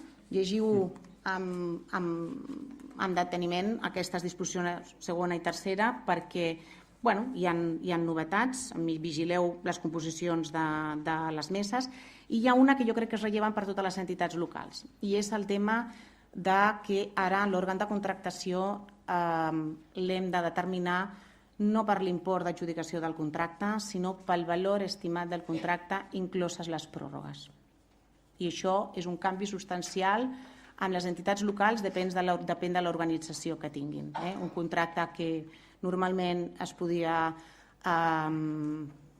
adjudicar i tramitar per un òrgan unipersonal, és possible que pugui passar a un òrgan col·legiat. Per tant, valor estimat no només per establir quin procediment o quina publicitat he de fer, sinó també per triar l'òrgan de contractació. i alerta perquè la durada dels contractes, incloses les pròrrogues, ara com a termini general hi ha 5 anys. Si agafo aquests 5 anys, ja només per al termini, ja els contractes directament passarien a adjudicar-se pel ple, perquè el límit de 4 anys continua estant vigent en aquestes disposicions i, per tant, això és un canvi a l'hora de planificar. És perquè, jo suposo que ningú ha pensat, les entitats locals sempre són les grans oblidades, que plens no tenim cada dia ni cada setmana, que plenaris hi ha un cop al mes i gràcies. I, per tant, jo crec que això no ajuda molt a l'agilitat que es pretén, però crec que suposo que va ser algo no pensat. I volia, per acabar, parlar dels criteris de valoració només amb una pinzellada. Pensant en aquest enfoc transversal, crec que, i abans parlant amb la Neu, jo crec que estan redactats de forma molt complicada, que s'ha volgut ficar tot i que tot no pot ser, i que hi ha moltes contradiccions. Sí que és veritat que sembla que el preu no ha de ser l'element substancial per adjudicar, i això és real, però escolteu, a veure com ho fem, perquè la realitat és que nosaltres ho hem d'aplicar. A veure com ho fem. Perquè també l'article 148 o el 149 també et diu que preferentment els criteris susceptibles de valoració mitjançant fórmula matemàtica han de ser superiors als de valoració mitjançant un judici de valor. Per tant, home, sí que hi ha coses que es poden fer mitjançant fórmula matemàtica, però realment el preu és el que més fàcil és. Per tant, atendre la qualitat o atendre criteris socials i ambientals en fórmula matemàtica, a vegades ho fem, perquè ho fem, i aquí a l'àrea ho fem, però no és el més senzill i no pot encabir-se a tots els contractes. Sí que és real que quan es parla d'oferta econòmica ara ja no només es parla de preus, sinó que també es pot fer referència alta a costos que estiguin relacionats amb la rentabilitat. Aquí el tema del cicle del cost de la vida dels productes, però són coses que s'hauran de treballar molt, perquè si són criteris que no han de suposar discriminació i que han de ser automàtics, doncs home, també serà difícil definir-los. El panorama és el que és. Per tant, sí, introducció de criteris socials, de criteris ambientals relacionats amb l'objecte del contracte. Per tant, definició important de l'objecte i de tota la prestació per poder encabir tots aquests criteris. I anar treballant aquests articles 145 i 146 perquè no és del tot fàcil, fins i tot amb una segona i tercera lectura, i jo feia, i abans ho comentava, si mireu a l'article 145.4, que textualment diu que els òrgans de contractació vetllaran perquè s'estableixin criteris d'adjudicació que permetin obtenir obres, subministraments i serveis de gran qualitat i que responguin el millor possible a les necessitats, i et diu, a més, et diu textual que els serveis continguts en l'annexa 4, que són els serveis socials, però no només els serveis socials, i que els contractes de caràcter intel·lectual, i per tant enginyeria i arquitectura, doncs de forma textual et diu que la valoració de subjectes, aspectes de qualitat han de suposar com a mínim el 51%. I jo em pregunto, i això és obligatori o no és obligatori? Sens perjudici, després et diu del que disposa l'article posterior, que és el 2A del 146, comitè d'experts, i que et fixa com és el comitè d'experts. Llavors, jo em plantejo.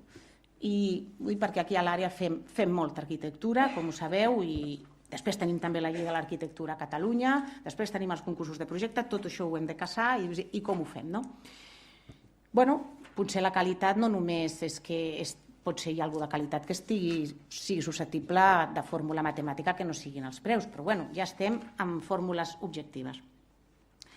Perquè el problema no és que tinguin més punts o no tinguin més punts, no? El problema és com constitueixes els comitès d'experts a les entitats locals, no? Quan aquests experts no poden pertànyer a l'òrgan que proposa el contracte.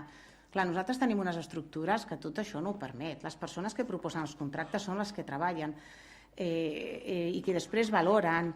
Llavors, tot això serà molt complicat d'arbitrar. Bueno, ja ho farem. Potser això requereix un canvi a les estructures, però amb el panorama que tenim de lleis d'estabilitat, de restriccions pressupostàries, doncs és molt difícil. I això ho anirem encabint, però bueno, té les seves dificultats. Per una altra banda, aquest article et diu això, Però després et diu que en el procediment obert simplificat, quan es tracti de contractes que siguin de caràcter intel·lectual, com l'arquitectura o l'enginyeria, els criteris subjectius únicament podran suposar el 45%. Bueno, és clarament una contradicció. Per tant, abans el que hem conclòs és sentit comú. Mirar on estan les nostres necessitats i veure on podem encabir la prestació que volem contractar.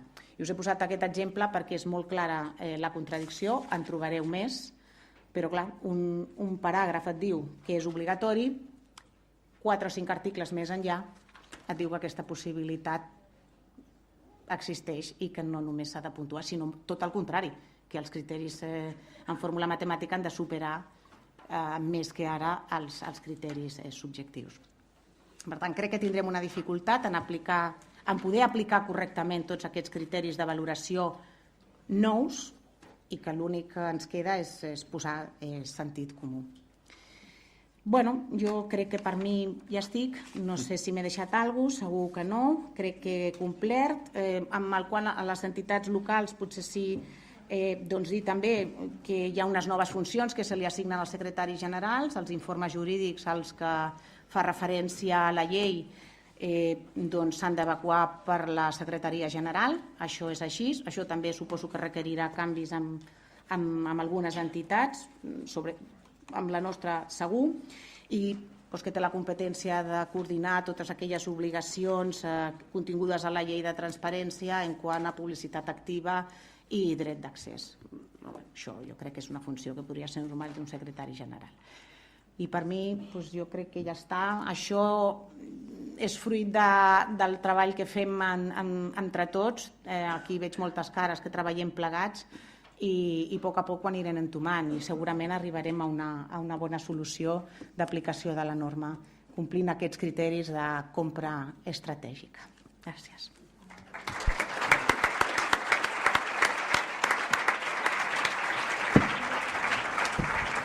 Moltes gràcies, Gemma. La teva intervenció ens ha clarificat, però també ens ha preocupat, en el sentit de les contradiccions que hi ha a la norma. Ara obriríem un breu torn de preguntes. Si algú té alguna pregunta, agrairia que digués el nom i si ve d'alguna administració o d'alguna entitat, doncs també la identifiqués.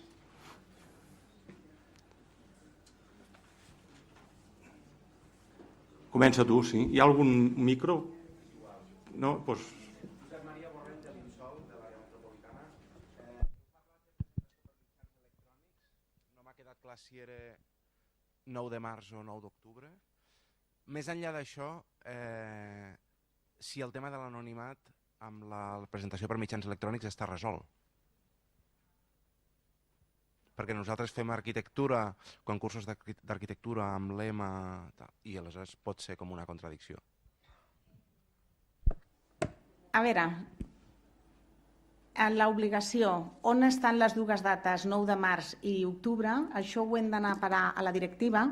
La directiva parla que tots aquests mitjans electrònics seran obligats en 30 mesos des de l'entrada en vigor de la directiva. Per tant, crec que és el considerant 51 de la 24 i llavors el que diu és 30 mesos. Si comptes des d'abril de 2016 fins a abril de 2018 i en 24, si comptes 6 mesos, si comptes fins a 30, doncs et surt octubre. I per això és aquesta la data que ens posem com a límit per fer servir els mitjans electrònics.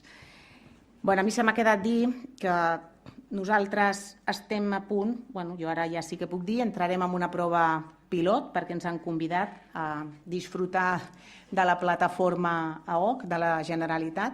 La Generalitat té preparades, i amb això no vull posar-me perquè la Neus ho sabrà millor que jo, té dues fórmules per la presentació electrònica, perquè el que diu la llei és presentació electrònica, no és tant la licitació electrònica, és una presentació, permetre que els licitadors puguin presentar ofertes per mitjans electrònics.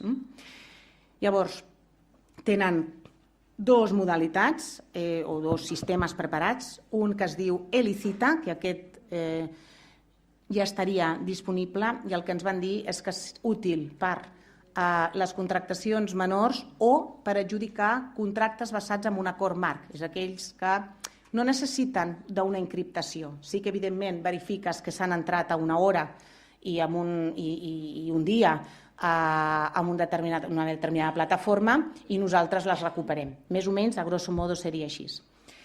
I després, el que encara no s'ha posat en marxa és el sobre digital, que això sí que seria pels procediments oberts, pels procediments restringits, que llavors sí que necessiten d'una encriptació, tot i que s'han rebaixat els criteris de firma, i aquesta encriptació és el que encara no sabem quina serà la forma d'ús, perquè no hem participat, perquè no us puc explicar més, però serà a través de la plataforma OC. En principi ho ha de tenir disponible per a les entitats locals, i nosaltres, com a àrea metropolitana, estem convidats a final de mes a participar d'una prova pilot, la qual cosa és per nosaltres molt important, com a mínim veure si realment això, de veure com funciona, perquè per tots és una mica una incògnita. L'anonimat, si no canvien les coses, no està garantit, però jo crec que continuarem treballant, però no està garantit. En primera fase. Després sí, però en primera fase no. I això... Respecte a això volia fer, respecte a diverses coses. En primer terme, jo estic absolutament d'acord, canvio una miqueta de tema, però després torno al tema electrònic. La llei de contractes, una vegada més, com totes les seves predecessores, fa una cosa que jo crec que és no gaire correcta, i és pretendre aplicar una llei que està pensada per grans administracions com l'AGE a l'administració local. Vull dir, clar, aquí jo crec que estem tots d'acord. Llavors, n'hi ha moltes coses que resulten incongruents i a vegades impracticables, perquè ni tan sols totes les administracions locals tenen ni la mateixa configuració, ni la mateixa estructura, ni els mateixos recursos. Per tant, solventar el tema de l'administració local amb 2 disposicions addicionals, en fi, jo crec que no cal dir gaire cosa més, que serà una font de problemes, per cert, com ho ha estat fins ara. No ens enganyem, és així mateix. Pel tema de la contractació electrònica, és cert que la directiva estableix un termini de transposició que ens situa a l'octubre de 2018, però jo crec que la llei de contractes a efectes d'Espanya la situa el 9 de març. Aleshores, a veure, jo ara estic al tribunal, però em consta que la Junta Consultiva de Contractació, que és que executa aquests projectes en el marc de la Direcció General de Contractació Pública, ja ha fet les proves pilot, ara entre vosaltres no ho sabia, me n'alegro molt, però que això estarà disponible en una primera versió en la qual en versions subsegüents s'ha de preveure, entre altres coses, l'anonimització pels concursos de projectes. És evident, però que no vol dir que no estigui previst. Això per una banda. Una altra cosa és el que diu la llei i com s'anirà adoptant a la realitat. Potser es trobaran altres inconvenients, com que les pròpies empreses encara no tinguin els recursos adients per seguir aquest ritme, que això no seria la primera vegada que passa. Però sí que volia puntualitzar això perquè d'alguna manera és com les comunicacions electròniques, les notificacions electròniques, representa que a partir del 9 de març ha de ser la manera ordinària. Jo recordo que, per posar un exemple, el còmput del termini per la presentació del recurs especial, en el cas de l'adjudicació del contracte, pivota sobre la data de posar a disposició de la notificació en els termes de l'addicional 15ena, que és la notificació electrònica, la compareixença electrònica per la notificació, i que és aquella data sempre i quan el mateix dia publiquis el perfil, però tot l'esquema està pensant en termes de comunicacions i notificacions electròniques. I penso que sí que s'ha de tenir en compte tant, per descomptat, en les relacions amb els licitadors, com després, en el cas dels tribunals, amb els recurrents. Una altra cosa és el que aconseguirem fer a temps o no, però les dates marcades són les que estan. Per tant, volia només completar això en aquest sentit. A mi, com que m'era molt beneficiosa, a tots, la d'octubre, doncs això. Hi ha alguna altra pregunta? Doncs jo, allà n'hi ha una. A darrere. Gràcies. Hola, bon dia. El meu nom és Mireia i sóc la directora de la FECAP. Justament amb això que comentaves ara, Neus, és a dir, ens hem trobat a vegades com a licitadors que s'ha publicat l'anunci al DOUE, amb la qual cosa comença a comptar el termini per presentar ofertes. De fet, tenim un recurs presentant davant del Tribunal Català de Contractes per aquest motiu, però diguem que l'administració no publica a la vegada els plecs a la plataforma de contractació, amb la qual cosa aquí tenim una cosa que la llei no acaba de resoldre, però sí que el termini va passant i els licitadors no saben què han de presentar. Està resolt el reglament de recurs, de procediment de recurs, i de fet la nova llei ara parteix de la mateixa idea. És a dir, en el cas dels plecs, la data del còmput quo serà la data de publicació per fil, però sempre quan vagi acompanyada de la posada a disposició de la documentació. Si no, és la data efectiva de la posada a disposició de la documentació la que inicia el còmput del termini. Per tant, segueix igual de garantista. Inclús, perdó, i matitzo, inclús a efectes també de la interposició del recurs especial en matèria de contractació, també. A tots els efectes. Jo faria una darrera pregunta i és, havent escoltat evidentment a la Gemma i a la Neus, es trasllada el que hem dit abans, una certa complexitat a l'hora d'implementar aquesta nova normativa. D'altra banda, ha passat amb normatives anteriors, però aquesta d'una manera, podríem dir, més notable. Aleshores, la pregunta, si jo sóc alcalde o sóc regidor o sóc un director general que he de complir uns objectius amb els quals m'he compromès,